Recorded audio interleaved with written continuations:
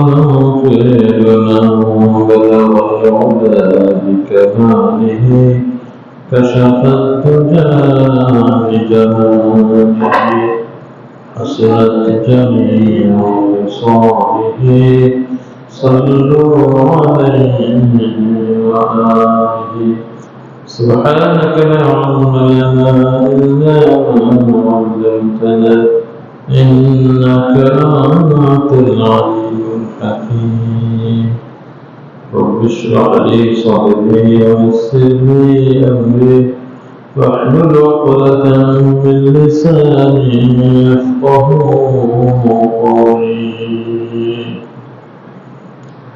معزز محترم حضرات مسلمين الكرام السلام عليكم ورحمة الله وبركاته وعليكم السلام ورحمة الله وبركاته সকল প্রশংসা সেই মহান জাতে পাকের যিনি আমাদেরকে বায়ুবন্ধন থেকে বাছাই করে নির্দিষ্ট সময় তারিখ জান্নাতুল মসজিদে এসে দিনে কিছু আলোচনা করার এবং শোনার তৌফিক দান করেছেন এজন্য আমরা সমস্ত শুকর আদায় করছি আলহামদুলিল্লাহ।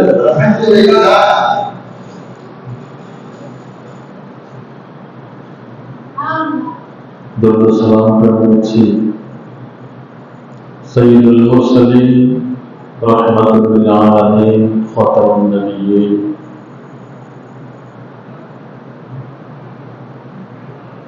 যিনি এমন অনুকরণীয় অনুসরণীয় আদর্শ আমাদের জন্য রেখে গেছেন যে রাসূলের আদর্শ অনুসরণের মাধ্যমে আমরা দুনিয়ায় শান্তি পাব, দুনিয়ার জীবন আমাদের শৃঙ্খলাবদ্ধ হবে, শান্তিপূর্ণ হবে, নির্ভেজাল হবে, উন্নত হবে। আর পরকালীন জীবনে আমাদের জন্য মহান আল্লাহ রাব্বুল আলামিনের পক্ষ থেকে সে মহান পুরস্কার জান্নাত আমরা পেতে পারব। সম্মানিত মুসলিম ভাইরা, আল্লাহ রাব্বুল আলামিন আমাদেরকে সৃষ্টি করেছেন, আমাদেরকে রিজিক দিচ্ছেন, আমাদের জন্য আমাদের চতুর্পাশে আমরা যা দেখি সবকিছুই আমাদের কল্যাণের জন্য তিনি সৃষ্টি করেছেন। সুতরাং যে আল্লাহ রাব্বুল আলামিন আমাদেরকে সৃষ্টি করেছেন তিনি আমাদের পরিচালনা করবেন, তিনি আমাদের বিধান দিবেন, তার আইনেই আমাদেরকে চলতে হবে। এটাই বাস্তব এবং এটাই সত্য কথা। আমার আপনার বুঝে আসুক বা না আসুক, এটাই সত্য এবং এটা মেনে নেওয়ার মাঝেই আমাদের শান্তি রয়েছে, দুনিয়ার শান্তি পরকালের মুক্তি। আল্লাহ রাব্বুল আলামিন আমাদেরকে তার ইবাদতের জন্য সৃষ্টি করেছেন। এখন ইবাদত কাকে বলে আমাদেরকে সে জিনিসটা আগে ক্লিয়ার হতে হবে। যেমন উদাহরণস্বরূপ আমি বলতে পারি, আমরা নামাজ পড়ি, রোজা রাখি, হজ করি, যাকাত দিই। নামাজ পড়া, নামাজ আদায় করা, নামাজ প্রতিষ্ঠা করা, এটি হচ্ছে ইবাদত। আমরা যে নামাজ আদায় করি এটি হচ্ছে ইবাদত এবং এই নামাজ পড়লে কি হয়? সওয়াব হয়। কিন্তু যখন সূর্য উদিত হচ্ছে তখন নামাজ পড়া হারাম। তার মানে কি? তার মানে হচ্ছে তখন নামাজ না পড়াই ইবাদত। তখন যেহেতু নামাজ পড়লে গুনাহ হবে, সূর্য উদিত হচ্ছে, আর সূর্য ঠিক যখন মাথার উপরে আসে এবং সূর্য অস্ত যাওয়ার সময়, এই তিন সময় হচ্ছে আওকাতে মানহিয়া, নামাজ পড়ার নিষিদ্ধ সময়। এই তিন নিষিদ্ধ সময়ে আমি নামাজ পড়লে তখন গুনাহ হবে। তাহলে তখন নামাজ না পড়াই হচ্ছে ইবাদত। তাহলে আল্লাহ রাব্বুল আলামিন বাকি সময়গুলিতে নামাজ পড়ার জন্য আইন দিয়েছেন, আর তখন এই তিন সময় নামাজ না পড়ার জন্য আইন দিয়েছেন। তাহলে এখানে মূল বিষয়টি আমাদেরকে চিন্তা করতে হবে যে নামাজ পড়া একটি ইবাদত, কিন্তু ওই তিন সময়ে নামাজ নিষিদ্ধ। তাহলে এখানে মূল বিষয়টি আমাদেরকে অনুধাবন করতে হবে যে আসলে আল্লাহর আইনকে মেনে চলাই আমাদের জন্য ইবাদত। জীবনের সকল ক্ষেত্রে আল্লাহ রাব্বুল আলামিন বলেছেন, এখন নামাজ পড়ো, এটা হচ্ছে ইবাদত। কিন্তু যখন নামাজের নিষিদ্ধ সময় চলে আসবে, তখন নামাজ না পড়ে ইবাদত, দিনের ওই তিন সময়। তাহলে এখানে মূল বিষয়টি হচ্ছে আল্লাহর আইন মেনে নেয় হচ্ছে ইবাদত।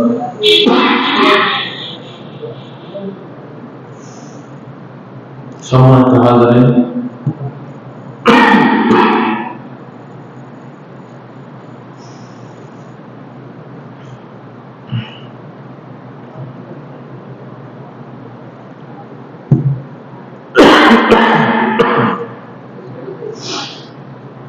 তাহলে আমি বলছিলাম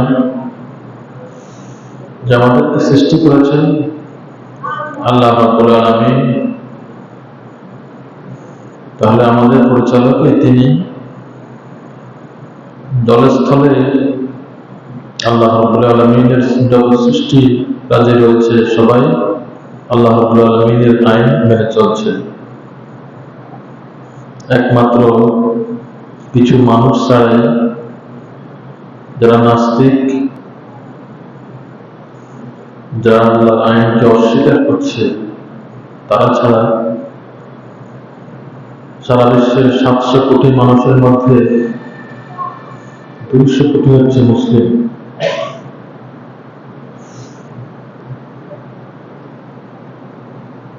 তাহলে জলস্থলে আল্লাহ রাব্বুল আলামিনের আইন, আল্লাহ সকল সৃষ্টি মেনে চলছে। আল্লাহ রাব্বুল আলামিন সূরা রুমের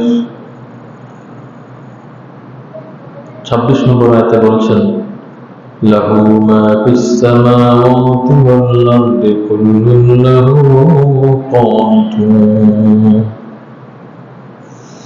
লাহু মা ফিস সামাওয়াতি ওয়াল আরদি, আসমান এবং জমিনে যা কিছু রয়েছে সব কিছুর মালিক হচ্ছেন আল্লাহ রাব্বুল আলামিন। সবকিছুই তিনি সৃষ্টি করেছেন। কুল্লুন লাহু কানিতুন, প্রত্যেকেই তার কাছে সিজদাবরত হচ্ছে, প্রত্যেকেই তার আইন মেনে চলছে, তার আনুগত্য করছে। সুতরাং মানুষকেও তার আইন মেনে নেয় হচ্ছে ইবাদত। আল্লাহ রাব্বুল আলামিন সূরা আরাফের 54 নম্বর আয়াতে ইরশাদ করেছেন, والشمس والقمر والنجوم مسخرات بأمره ألا له الخلق والأمر تبارك الله رب العالمين। الشمس والقمر, চন্দ্র সূর্য, والنجوم এবং তারকারাজি, মুসাখখারাতিন বিআমরিহি, তারই নির্দেশে নিয়ন্ত্রিত হচ্ছে। চন্দ্র সূর্য তারকারাজি সবকিছুই তারই নির্দেশে নিয়ন্ত্রিত হচ্ছে। তাহলে চন্দ্র সূর্য সবকিছুই আল্লাহ রাব্বুল আলামিনের নির্দেশেই তারা নিয়ন্ত্রিত হচ্ছে। আলা লাহুল খালকু ওয়াল আমর, সুতরাং সৃষ্টি যার, আইন চলবে তার। তাবারাকাল্লাহু রাব্বুল আলামিন, সারা বিশ্বের প্রতিপালক আল্লাহ রাব্বুল আলামিন কতই নির্মল মহান। আল্লাহ রাব্বুল আলামিন সূরা সিজদাতে ইরশাদ করেছেন, ইউদাব্বিরুল আমরা মিনাস সামাই ইলাল আরদ। ইউদাব্বিরুল আমরা, সকল কিছুর ব্যবস্থাপনা পরিচালনা আল্লাহ রাব্বুল আলামিন এর হাতে। মিনাস সামাই ইলাল আরদ, আসমান এবং জমিনের যত কিছুর ব্যবস্থাপনা নিয়ন্ত্রণ রয়েছে সবকিছুই আল্লাহ রাব্বুল আলামিন করছেন। আল্লাহ রাব্বুল আলামিন তার ক্ষমতা সম্পর্কে সূরা ইয়াসিন বলেছেন, ইন্নামা আমরুহু ইযা আরাদা শাইআন আন ইয়াকুলা লাহু কুন ফায়াকুন। ইন্নামা আমরুহু ইযা আরাদা শাইআন, আল্লাহ রাব্বুল আলামিনের ক্ষমতা প্রতিপত্তি এর উদাহরণ হচ্ছে যখনই তিনি কোনো কিছু করার জন্য ইচ্ছা করেন,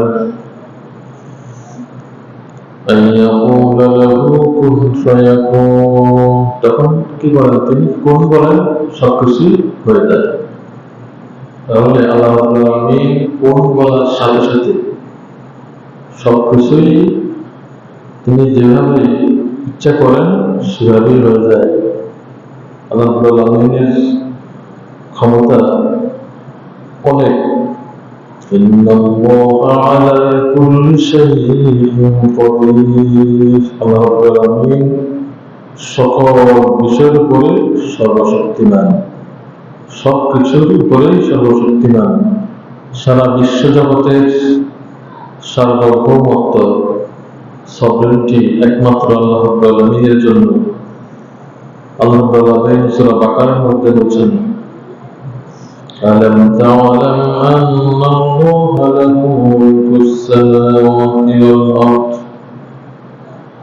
ألم تعلم, আপনি কি জানেননি, أن الله رب العالمين له ملك السماوات والأرض, তার জন্য রয়েছে আসমান এবং জমিনের রাজত্ব। তবে আসমান এবং জমিনের রাজত্ব সকল রাজাদের রাজা, রাজাধিরাজ হচ্ছেন আল্লাহ রাব্বুল আলামিন। দুনিয়ার বর্তমানে সৃষ্টির শুরু থেকে পর্যন্ত যত রাজা এবং রাজাদের অনুসারীরা যারাই আসবে সবাই একদিন সবাইকে এবং প্রজাদেরকেও আল্লাহ রাব্বুল আলামিনের দরবারে উপস্থিত হতে হবে এবং তাদের কর্মকাণ্ডের হিসাব দিতে হবে। আল্লাহ রাব্বুল আলামিনের সেই হিসাব থেকে কেউ রেহাই পাবে না। সূরা ফুরকানের 2 নম্বর আয়াতে আল্লাহ রাব্বুল আলামিন বলছেন, ওয়ালাম ইয়াকুল লাহু শারীকুন ফিল মুলক, আল্লাহ রাব্বুল আলামিনের এই রাজত্বের মধ্যে কোনো শরীক নেই, কারো কোনো অংশীদার নেই।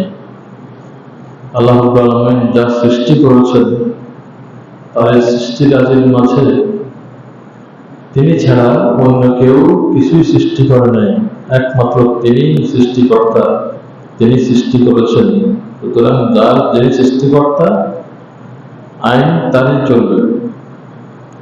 লাহুল হামদু ফিল উলা ওয়াল আখিরা ওয়া লাহুল হুকমু ওয়া ইলাইহি তুরজাউন।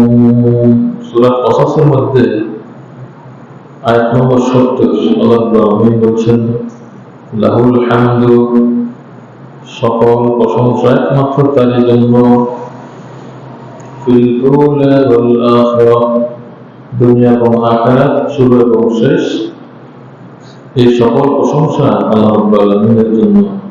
লাহুল হুকমু, আইন এবং বিধান এবং ক্ষমতা একমাত্র তারই, ওয়াইলাইহি তুরজাউন, আর তার কাছেই ফয়সালার জন্য আমাদেরকে ফিরে যেতে হবে। আমাদের এই দুনিয়ার জীবন শেষে তার কাছেই ফিরে যেতে হবে। দুনিয়ার জীবনে এই সামান্য হায়াতটুকুকে আমরা এই হায়াতটুকুকে আল্লাহর রেজামন্দির মধ্যে কাটিয়েছি নাকি তার নাফরমানিতে কাটিয়েছি, তার কাছে ফিরে যাওয়ার পরে আমাদেরকে অবশ্যই হিসাব দিতে হবে।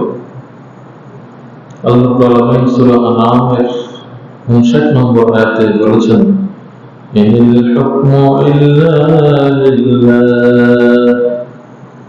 নিশ্চয়ই আল্লাহ রাব্বুল আলামিনের জন্যই হুকুম দেওয়ার অধিকার রয়েছে, আইন দেওয়ার অধিকার, বিধান দেওয়ার অধিকার রয়েছে একমাত্র আল্লাহ রাব্বুল আলামিনের। যেহেতু আমরা আমাদের চতুর্পাশে যতগুলি জিনিস দেখতে পাই,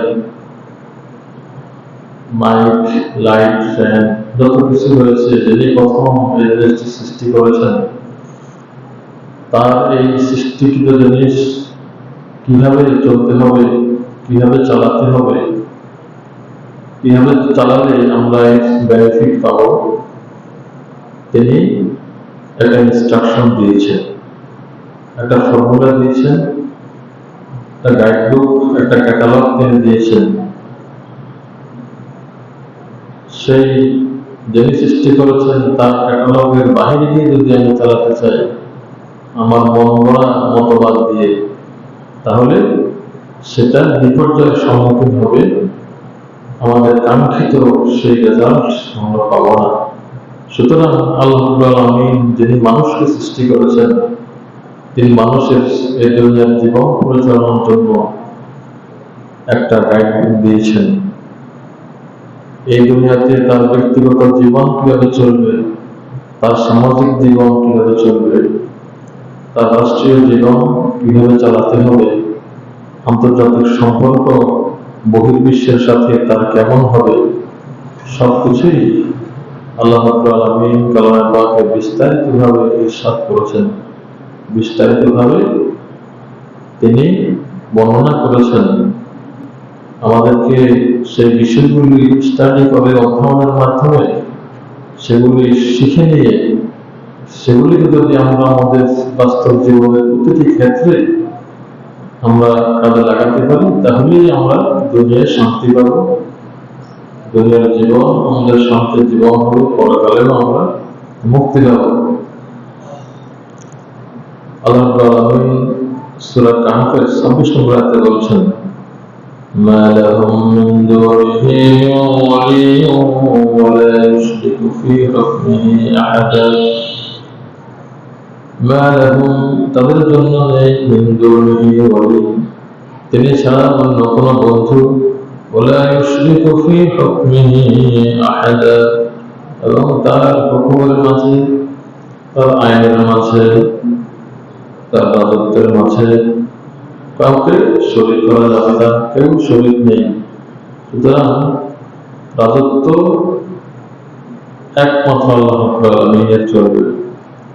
يقولون هل لنا من الأمر من شيء قل إن الأمر كله لله। আলে ইমরান 154 নম্বর আয়াতে আল্লাহ বলছেন, يقولون, তারা বলে, هل لنا من الأمر من شيء, আমাদের জন্য কি কোনো নিজস্ব কোনো ইখতিয়ার আছে কিনা, কোনো মানবরচিত মতবাদ দিয়ে আমাদের জীবন চালানোর কোনো ইখতিয়ার আছে কিনা। কুল, রাসূল আপনি বলে দিন, ইন্নাল আমরা কুল্লুহু লিল্লাহ, নিশ্চয় যিনি তোমাদেরকে সৃষ্টি করেছেন সে আল্লাহ রাব্বুল আলামিনের জন্যই আইন দেওয়ার অধিকার, বিধান দেওয়ার অধিকার একমাত্র তারই রয়েছে। তিনি ছাড়া অন্য কারো আইন মেনে নিলে সেটা হবে শিরক। সুতরাং এই শিরক থেকে আমাদেরকে বাঁচতে হবে। এই শিরকের মধ্যে যদি আমরা করে যাই তাহলে আল্লাহ রাব্বুল আলামিন কোন মুশরিককে ক্ষমা করবেন না, সেটি আল্লাহ রাব্বুল আলামিন বিস্তারিতভাবে বর্ণনা করেছেন। ইন্নাল্লাহা লা ইয়াগফিরু আন ইউশরাকা বিহি ওয়া ইয়াগফিরু মা দুনা যালিকা লিমান ইয়াশা। নিশ্চয় আল্লাহ রাব্বুল আলামিন শিরিক ছাড়া অন্যান্য গুনাহ ইচ্ছা করলে মাফ করতে পারেন, কিন্তু শিরিকের গুনাহ আল্লাহ রাব্বুল আলামিন কখনো ক্ষমা করবেন না। সুতরাং আল্লাহ রাব্বুল আলামিনকে বাদ দিয়ে অন্য কাউকে আইনদাতা মেনে নেওয়াটাই হচ্ছে শিরক। সুতরাং এই শিরক থেকে আমাদেরকে বেঁচে থাকতে হবে এবং আল্লাহ রাব্বুল আলামিনের সার্বভৌমত্ব প্রতিষ্ঠার জন্য আমাদেরকে চেষ্টা করতে হবে। সমাজ থেকে শিরককে দূরীভূত করার জন্য আমাদেরকে চেষ্টা করা হচ্ছে ফরজ সংঘবদ্ধ প্রচেষ্টার মাধ্যমে সমাজ থেকে শিরককে আমরা মূলোৎপাটিত করতে হবে। আল্লাহ রাব্বুল আলামিন সে কথাই আমাদেরকে বলেছেন, লাহু মুলকুস সামাওয়াতি ওয়াল আরদ, আসমান এবং জমিনের রাজত্ব একমাত্র আল্লাহ রাব্বুল আলামিনের জন্য, অন্য কেউই আসমান এবং জমিনের রাজত্ব পাওয়ার কোনো অধিকার নেই। লিল্লাহিল আমরু মিন ক্বাবলু ওয়া মিন বা'দ, আল্লাহর জন্যই রয়েছে পূর্বে, মিন ক্বাবলি কুল্লি শাইইন ওয়া মিন বা'দি কুল্লি শাইইন, সকল কিছু পূর্ব এবং পশ্চাতে, পূর্বের এবং পরের সব কিছুর আইন দেওয়ার অধিকার একমাত্র আল্লাহ রাব্বুল আলামিনের ইখতিয়ারে রয়েছে, অন্য কারো ইখতিয়ার এর মধ্যে নেই। আল্লাহ রাব্বুল আলামিন সূরা হাদীদের ৫ নম্বর আয়াতে বলেছেন, ওয়া ইলাল্লাহি তুরজাউল উমুর, আল্লাহ রাব্বুল আলামিনের কাছে সবকিছু ফয়সালার জন্য আমাদেরকে ফিরে যেতে হবে। অর্থাৎ দুনিয়ায় আমরা যে সমস্যায় পতিত হব, যে সমস্যা আমাদের সামনে আসবে, সেই সমস্যার সমাধানের জন্য আমরা আল্লাহর কাছে ফিরে যেতে হবে, আল্লাহর কোরআনের কাছে ফিরে আসতে হবে, রাসূলের সুন্নাহর কাছে ফিরে আসতে হবে। আমাদের বর্তমান সামনের এই সমস্যার সমাধানের জন্য আল্লাহর প্রদত্ত সে গাইডলাইন, সেই সংবিধান, কোরআনুল কারীম কি বলে, রাসূলের হাদিস কি বলে, আমাদের জীবনের সংবিধান হিসেবে আল্লাহ রাব্বুল আলামিন কি দিয়েছেন, মহাগ্রন্থ আল কোরআন দিয়েছেন। এই আল কোরআন কি বলে, আমাদেরকে সেদিকে ফিরে যেতে হবে। আমরা সেদিকে ফিরে না গিয়ে আমাদের মন গড়া মতবাদ, বেদাত এবং শিরক দিয়ে সমাধান দিলে সেটি হবে আমাদের জন্য বিপর্যয়ের কারণ। আল্লাহ রাব্বুল আলামিন সূরা নাহলের 17 নম্বর আয়াতে বলেছেন, أفمن يخلق كمن لا يخلق أفلا تذكرون أفمن يخلق, যে ব্যক্তি যে সৃষ্টি করেছে, কেমন লা ইয়াখলুকু, সে কি তার মতো যে সৃষ্টি করে নাই। অর্থাৎ আল্লাহ রাব্বুল আলামিনকে বাদ দিয়ে আমরা যাদেরকে আইনদাতা মানি, আল্লাহ রাব্বুল আলামিন সেটাই বলছেন, আল্লাহকে বাদ দিয়ে যাকে তোমরা আইনদাতা বিধানদাতা মানো, সে কি এই মহাবিশ্বের সৃষ্টি যিনি করেছেন তার মতো। এই মহাবিশ্বে যা এবং মহাবিশ্বে যা কিছু রয়েছে, এই সব কিছুই স্রষ্টা হচ্ছেন আল্লাহ রাব্বুল আলামিন। এই আল্লাহকে বাদ দিয়ে তোমরা যাকে আইনদাতা মানো, সে কি আল্লাহ রাব্বুল আলামিনের মতো? না, কখনোই না। আল্লাহকে বাদ দিয়ে তোমরা যে ইলাহদেরকে মানো, যে ইলাহদের উপাসনা করো, আল্লাহকে বাদ দিয়ে যদি তোমরা অন্য কারো আইন মানো, তাহলে সেটাই বোঝা যাবে যে তোমরা আল্লাহকে বাদ দিয়ে তাকে ইলাহ মানছো। সুতরাং এটি হচ্ছে শিরক। আল্লাহ রাব্বুল আলামিন আমাদেরকে সেটাই প্রশ্ন করছেন, তোমাদের সৃষ্টিকর্তা হইলাম আমি, এই বিশ্বজাহানের যা কিছু রয়েছে সবকিছু সৃষ্টি করেছি আমি, আর আমাকে বাদ দিয়ে তোমরা অন্য কাউকে আইনদাতা যদি মানো, তাহলে সেটি হবে আমাকে বাদ দিয়ে অন্য কাউকে ইলাহ হিসেবে তোমরা গ্রহণ করা। সুতরাং এটা হচ্ছে শিরক। আল্লাহ সেটাই প্রশ্ন করছেন, আমি যে সৃষ্টি করেছি, আমি তোমাদের সৃষ্টিকর্তা, আর যাদেরকে তোমরা ইলাহ হিসেবে মানো আমাকে বাদ দিয়ে, তারা কি কোনো কিছু সৃষ্টি করতে পেরেছে? কোনো কিছু সৃষ্টি করতে পারবে? কিয়ামত পর্যন্ত পারবে না। সুতরাং যিনি সৃষ্টি করেছেন, আল্লাহ বলছেন আমি সৃষ্টি করেছি, সুতরাং আইন আমারই চলবে। এটা তিনি আমাদেরকে প্রশ্ন করেছেন সূরা নাহলের 17 নম্বর আয়াত। আমরা আয়াতগুলির নাম্বার আমরা মিলিয়ে দেখব এবং স্টাডি করে আমাদের যদি কারো মনে কোনো সন্দেহ থাকে আমরা প্রয়োজনে স্টাডি করে দেখতে পারি। কিন্তু আমি নাম্বার সহ বলছি, আমরা আপনারা নাম্বার সহই আমরা বিস্তারিত দেখতে পারি।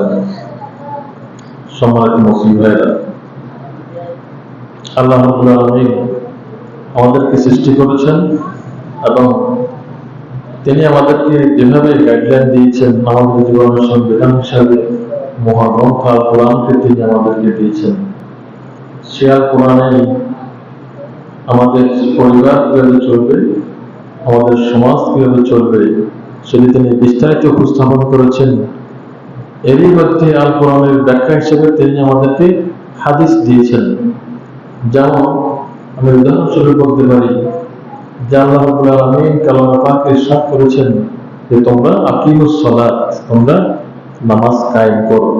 কিন্তু ফজর, যোহর, আসর, মাগরিব, ইশা এভাবে নামাজের 5 ওয়াক্ত নামাজ বিস্তারিত এই নাম সহকারে এই শব্দগুলি কালামে পাকে আসে না,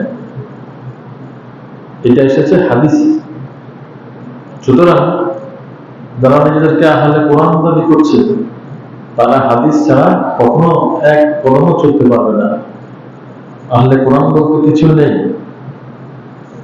রাসূল সাল্লাল্লাহু আলাইহি ওয়াসাল্লাম বলেছেন, তারাক্তু ফীকুম আমরাইন লান তাদিল্লু মা তামাসসাকতুম বিহিমা কিতাবাল্লাহি ওয়া সুন্নাত রাসূলিহি। আমি তোমাদের জন্য দুটি জিনিস রেখে গেলাম, দুটি গ্রন্থ রেখে গেলাম। এটা হচ্ছে কিতাবুল্লাহ, অপরটি হচ্ছে সুন্নাহ, রাসূলের হাদিস। এই দুটি যতক্ষণ পর্যন্ত তোমরা আঁকড়ে ধরবে ততক্ষণ পর্যন্ত তোমরা পথভ্রষ্ট হবে না। যতক্ষণ পর্যন্ত তোমরা আঁকড়ে ধরবে ততক্ষণ পর্যন্ত তোমরা ফালা ইয়াদিল্লু ওয়া ইয়াশকা, তোমরা গোমরাহ হবে না এবং তোমরা গরিব হবে না, তোমরা লাঞ্ছিত হবে না, তোমরা এই পৃথিবীতে তোমরা অপরের প্রতি সহানুভূতির পাত্র হয়ে থাকবে না। আজকে আমাদের এই যে মুসলিমদের দারিদ্রতা, মুসলিমদের অসহায়ত্ব, মুসলিমরা অন্যদের কাছে হাত পেতে ভিক্ষার ঝুলে নিয়ে অন্যদের কাছে চেয়ে থাকে। আজকে যদি কোরআনকে আমরা আমাদের জীবনের প্রতিটি ক্ষেত্রে অনুসরণ করি, জীবনের প্রতিটি ক্ষেত্রে আমরা অ্যাপ্লাই করি, তাহলে আমরা বহির্বিশ্বের আমরা কি পাবো না, আমরা সাহায্য পাবো না। এই ভয়ে অনেকে এখান থেকে কি করে, এখান থেকে ভীত হয়। সুতরাং ভয় করতে হবে একমাত্র আল্লাহকে, যিনি আমাদের রিজিক দাতা। তাহলে যদি আমরা অন্যদেরকে আল্লাহ ছাড়া অন্য কাউকে ভয় করি, তাহলে বুঝতে হবে যে আমাদের আল্লাহ রাব্বুল আলামিনকে রিজিক দাতা হিসাবে আমাদেরকে যে ঈমান, সেই ঈমানের মধ্যে আমাদের ঘাটতি রয়েছে। সুতরাং আল্লাহ রাব্বুল আলামিন আমাদেরকে যে বলেছেন যে কোরআন এবং সুন্নাহ অনুসরণের মধ্যেই আমাদের পার্থিব জীবনের কল্যাণ এবং পরকালীন সফলতা আমাদের জন্য রয়েছে, আমাদেরকে সেটাকে অবশ্যই বিশ্বাস করতে হবে এবং আমাদের বাস্তব জীবনে সেটিকে আমাদেরকে পরিপূর্ণভাবে মেনে চলতে হবে। যেমন আমাদের এই যে সন্তানরা রয়েছে, আমরা আমাদের সন্তানদেরকে যখনই তাদের 7 বছর বয়স হবে তখনই আমরা নামাজের জন্য আদেশ করতে হবে। রাসূল সাল্লাল্লাহু আলাইহি ওয়াসাল্লাম হাদিস শরীফে ইরশাদ করেছেন, মুরু সিবিয়ানাকুম ইযা বালাগু 10 ওয়াদরিবুহুম ইযা বালাগু মুরু সিবিয়ানাকুম ইযা বালাগু 7 ওয়াদরিবুহুম ইযা বালাগু 10। তোমরা তোমাদের সন্তানদেরকে নামাজের জন্য আদেশ করো যখন 7 বছর বয়সে তারা উপনীত হয়, এবং যখন তারা 10 বছর বয়সে উপনীত হবে তখন তাদেরকে নামাজের জন্য মারার জন্য আদেশ রয়েছে। তবে মারার অর্থ এই নয় যে মোড়া গাবের লাড়ে দিয়ে মাজা ভাঙিয়ে এরকম নয়, অর্থাৎ তাকে আদব শিক্ষা দেওয়ার জন্য তাকে আমি আদর করতে হবে, সোহাগ করতে হবে আমার সন্তানকে, আবার আল্লাহর আইন অমান্য করার কারণে তাকে শিক্ষাও দিতে হবে। সুতরাং রাসূলের এই নির্দেশনা যদি আমরা মেনে চলি, তাহলে ছোট বয়সে আমাদের যাদেরকে ইসলামিক জীবনে অভ্যাস তাদেরকে করতে পারি, অভ্যস্ত করতে পারি, এই সমাজে যদি আমরা তাদেরকে ইসলামাইজেশন তাদেরকে বুঝাই নিতে পারি এবং ইসলামাইজেশনকে তাদের জীবনের সাথে ফিট করে দিতে পারি, তাহলেই তারা কি করবে, তাদের পরবর্তী জিন্দেগি, পরবর্তী সময়টুকু তারা ইসলামকে ফলো করতে পারবে। আর না হয় কি হবে, না হয় মৃত্যুর পরে তারা আল্লাহ রাব্বুল আলামিনের কাছে কি করবে, মামলা দায়ের করবে।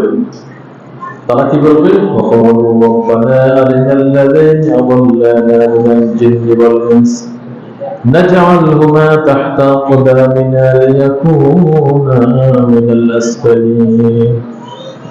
আমার সন্তানরাই আমার বিরুদ্ধে আল্লাহ রাব্বুল আলামিনের দরবারে মামলা দায়ের করবে।